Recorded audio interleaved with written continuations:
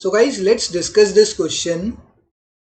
This question says that a consumer is in equilibrium at a point where the budget line is.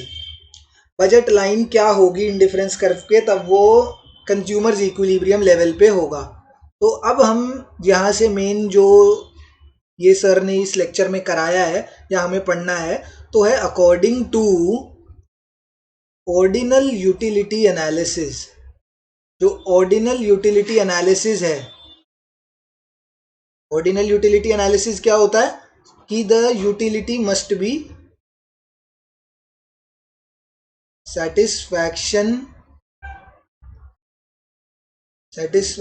should be compared. दो चीज़ों के बीच में अगर मुझे satisfaction बतानी है कि इससे ज़्यादा हुई है तो मैं उनको कंपेयर करूं रादर देन उनमें. मैं एक होता है ना, हम कार्डिनल यूटिलिटी एनालिसिस में करते हैं कि हम यूटिलिटी को मेजर कर लेते हैं. वो कौन सी में होता है? जो कार्डिनल अप्रोच होती है ना, कार्डिनल अप्रोच में क्या करते हैं हम?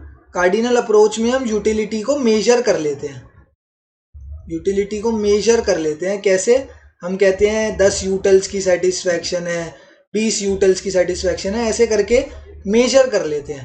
तो ऑर्डिनल यूटिलिटी ने जब रिलीज हुई, ऑर्डिनल यूटिलिटी का जब वो हुआ, क्या कहते हैं, ओरिएंटेशन हुआ इस दुनिया में, तो उसने कहा ये बिल्कुल गलत चीज़ है, हम यूटिलिटी को कभी भी मेजर नहीं कर सकते. यूटिलिटी और satisfaction can be compared.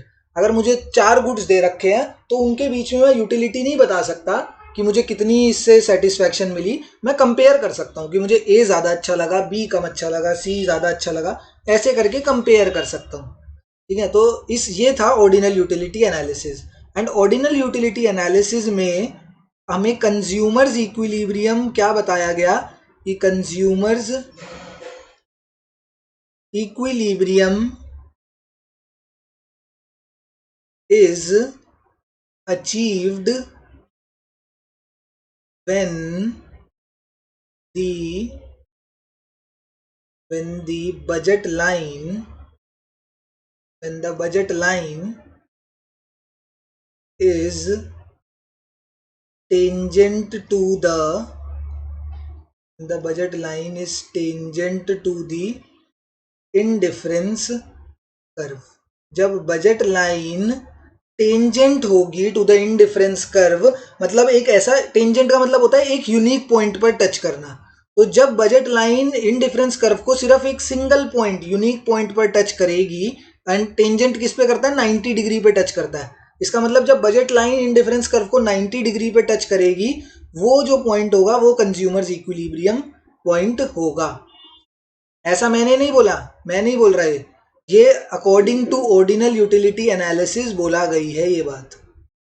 Ordinal utility analysis जो है उसके थ्रू ये बात बोली गई है. तो ये रही मेरी budget line and indifference curve है ऐसा. ये हो गया indifference curve, this is budget line, and ये इस एक पॉइंट पे टच कर रही है. ढंग से नहीं बन पाया, सिर्फ एक सिंगल पॉइंट पे टच करना है.